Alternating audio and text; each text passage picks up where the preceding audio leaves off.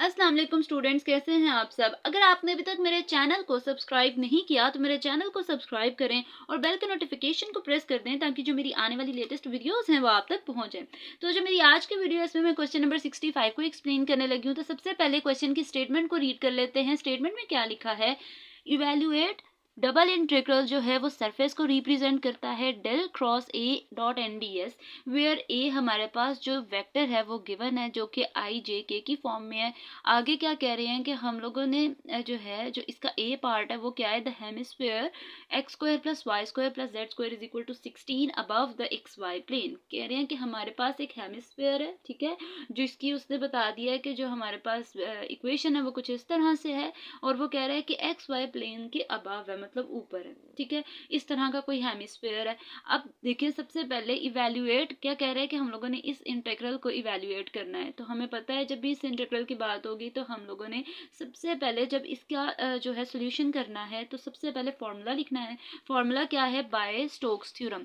Stokes theorem का जो formula है सबसे पहले मैंने वो लिखना है, वो मैंने लिख दिया। डबल इंटीग्रल सरफेस को रिप्रेजेंट कर रहा है, del cross A N D S is equal to single integral है, ये क्लोज्ड कर्व को रिप्रेजेंट करता है। Next A dot D R हमारे पास ये लाइन इंटीग्रल को रिप्रेजेंट कर रहा है और ये मेरे पास सरफेस इंटीग्रल है। और सरफेस इंटीग्रल और लाइन इंटीग्रल का रिलेशन जो है वो बताया गया है इस फॉर्मूले में। तो नेक्स्ट क्या है हमारे पास, मैंने एक जो है वो एक्सिस मतलब 3 डायमेंशनल एक प्लेन बना लिया है, उसमें उसने एक हेमिस्फीयर की बात की है। तो जब भी हेमिस्फीयर की बात हो वो कह रहा है अब above the x y plane, ये हमारे पास एक्स वाई प्लेन है, इससे ऊपर कहीं जो है हेमिस्फीयर जो है बना हुआ है, ठीक है। तो कुछ इस तरह से शेप होती है हेमिस्फीयर की। तो उसने कहा है कि जो ये वाला पोर्शन है ना, ये मेरे पास पूरी इक्वेशन जो है उसने बता दिया कि यहाँ पे ये पूरी इक्वेशन लाई करिए, यहाँ पे मेरे पास ये x square plus y square plus z square is equal to किसके इक्वल है, 16 के। उसके अलावा वो कह रहा है अगर इस पॉइंट पे देखा जाए तो इस पॉइंट पे हम क्या करेंगे, अगर मैं यहाँ पे y की वैल्यू जो है x भी 0 रखूँ y भी 0 रखूँ तो y की वैल्यू मेरे पास क्या हो जाएगी 4।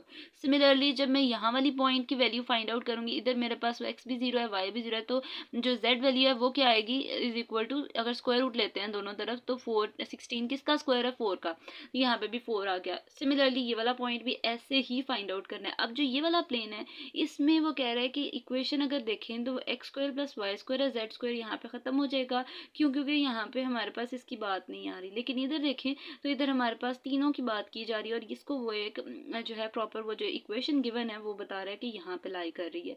यहाँ वाली जो इक्वेशन है उसमें जेड स्क्वायर नहीं आता, बहरहाल उसकी जो इक्वेशन है वो कुछ इस तरह से है।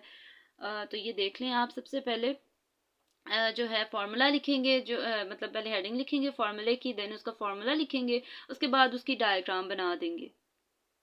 अब इतना काम हो गया। अब इसके बाद वो कहते हैं ये जो मेरे पास हेमिस्फेयर है इसका जो नॉर्मल है वो कुछ इस तरह से है, और जो इसका अगर के के साथ देखा जाए तो मतलब इसका जो डॉट प्रोडक्ट लिया जाएगा वो के साथ लिया जाएगा, क्यों, क्योंकि नॉर्मल भी इसी तरफ है और हमारे पास जेड एक्सिस है तो इसका मतलब के कैप भी इसी साइड पे है। तो ये कुछ इस तरह से इसका जो है वो नॉर्मल और के कैप जो है वो फाइंड आउट किया जाएगा, मतलब देखा जाएगा कि दोनों के दरमियान में रिलेशन क्या बन रहा है, ठीक है। ये आप लोगों ने डायग्राम बना लेनी है। अब नेक्स्ट देखें, जब मेरे पास जो इक्वेशन है मैंने उसकी जो लाइन इंटीग्रल है ना उसको हम लोगों ने ले लेना है, ए का डॉट प्रोडक्ट लेना है डी आर के साथ। अब मैंने अपने प्रीवियस जो क्वेश्चंस अपलोड किए हैं उसमें ये चीज़ बताई है कि जो डी आर है वो किसके इक्वल है, डी एक्स आई कैप प्लस डी वाई जे कैप प्लस डी जेड के कैप के इक्वल है।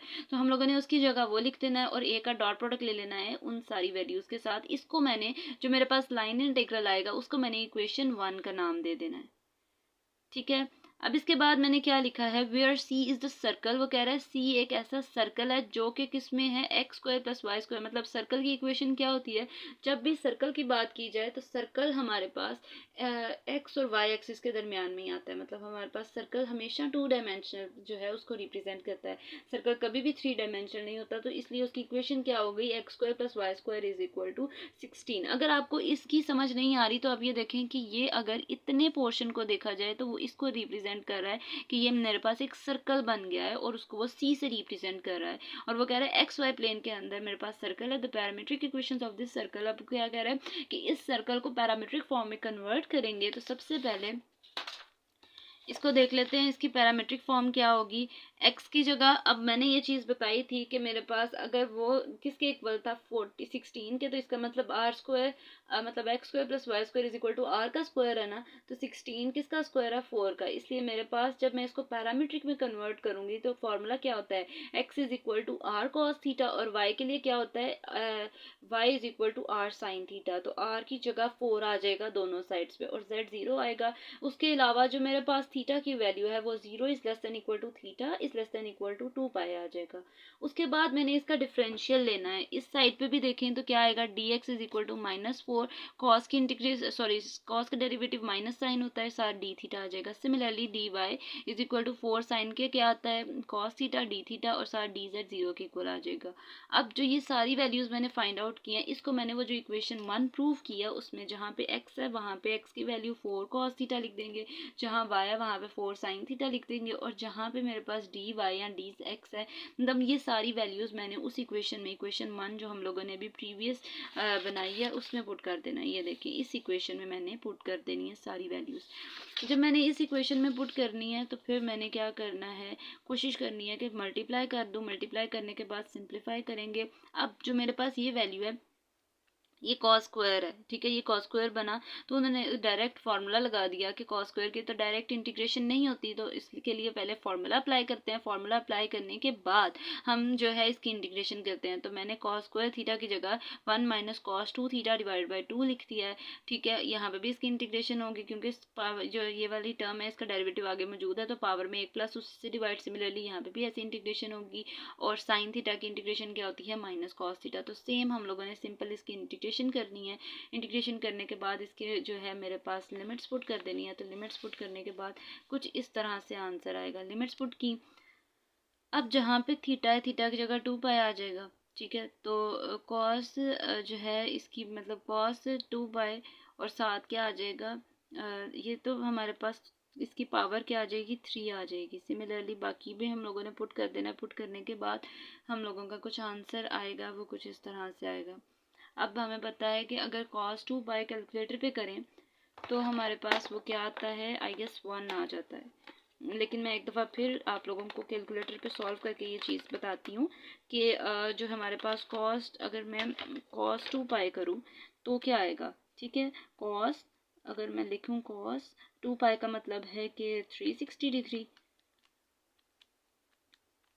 तो हमारे पास आंसर आ गया 1। तो 1 का क्यूब लो, स्क्वायर लो, 1 नहीं आता, इसलिए 4 मल्टीप्लाई बाय 1 क्या आएगा 4/3 आ जाएगा, ठीक है। तो बाकी भी सारी इंटीग्रेशन ऐसे ही होनी है, आपने वैल्यूज पुट करनी है और आपकी जो है इंटीग्रेशन हो जाएगी। अब इंटीग्रेशन जो चीज़ है वो इंटर लेवल के क्वेश्चन हैं, तो आपको ये तो आते होंगे, लेकिन अगर किसी को किसी इंटीग्रेशन में प्रॉब्लम है तो वो मुझे कॉमेंट में जो है कहें कि हम लोगों की ये इंटीग्रेशन समझ नहीं आ रही, तो मैं इंशाल्लाह पूरी कोशिश करूँगी नेक्स्ट उस पर भी वीडियो बनाने की। अब नेक्स्ट क्या करना है, इसको फर्दर सिंप्लीफाई करना है। फिर सिंप्लीफाई करने के बाद 16 को मल्टीप्लाई कर देना है -5 के साथ, तो -16 पाई आ जाएगा इसका आंसर। ये तो इसका था ए पार्ट, ठीक है।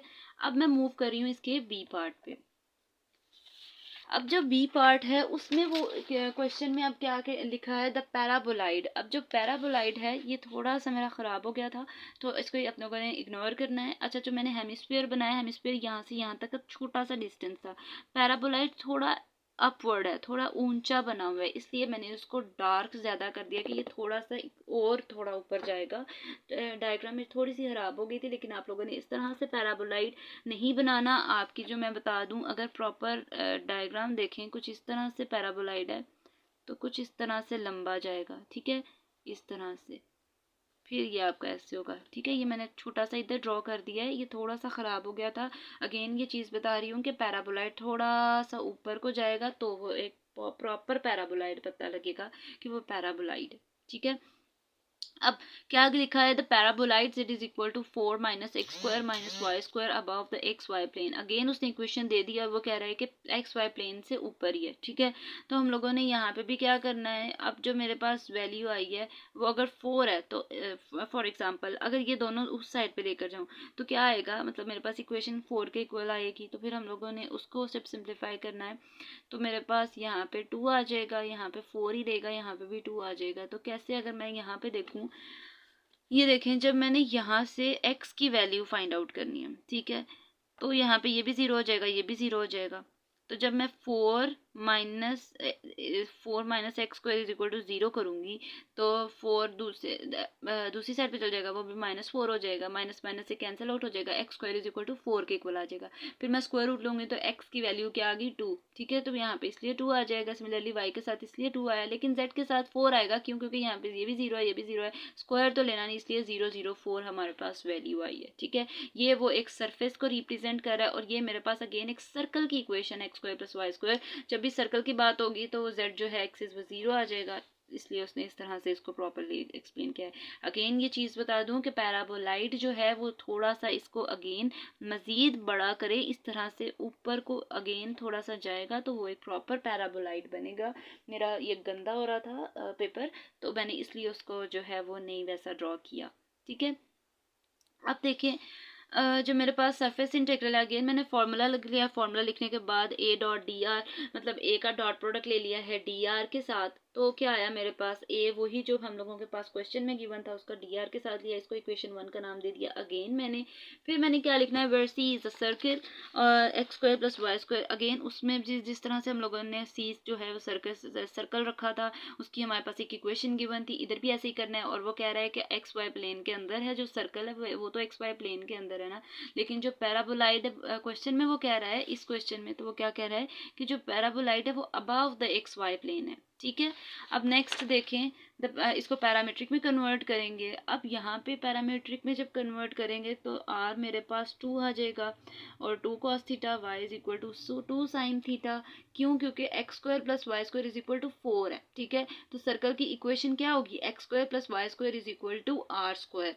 तो आर मेरे पास क्या है 4, और अगर आर स्क्वायर लूँगी, सॉरी आर में मेरे पास क्या है 2, और अगर उसका स्क्वायर लूँगी तो 4 हो जाएगा। इसलिए मेरे पास जो मैं इसको पैरामीट्रिक में कन्वर्ट करूँगी तो x is equal to R cos theta क्या हो जाएगा 2 cos theta, y is equal to R sine theta 2 sin theta हो जाएगा। z की वैल्यू मेरे पास क्या होगी 0 हो जाएगी।